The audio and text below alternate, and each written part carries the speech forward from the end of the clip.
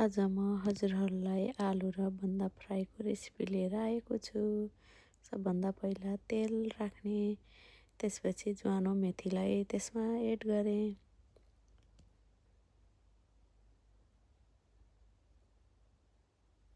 तीनटा जति सुकेको खोर्सानी पनि एड गरेँ।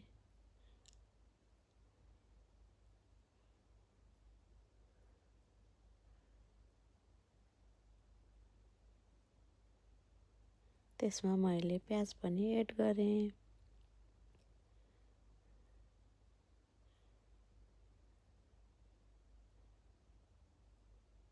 प्याज रातो हुने गरी फ्राई भइसकेपछि आलु एड गरेँ।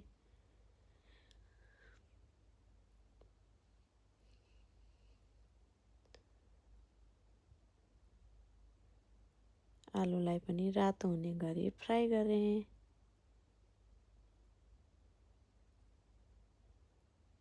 त्यसपछि त्यसमा मैले बन्दालाई एड गरेँ।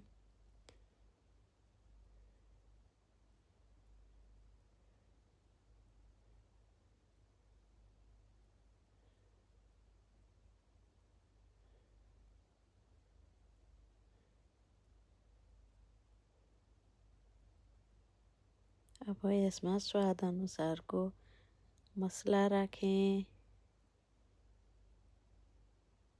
नुन राखेँ स्वाद अनुसारको। त्यसमा अलिकति अब बेसार राख्दैछु।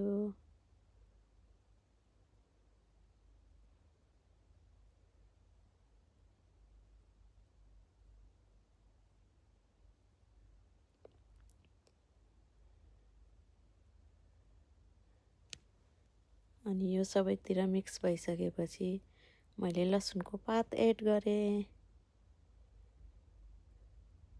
अनि मैले त्यसमा अदुवा पनि राखेँ।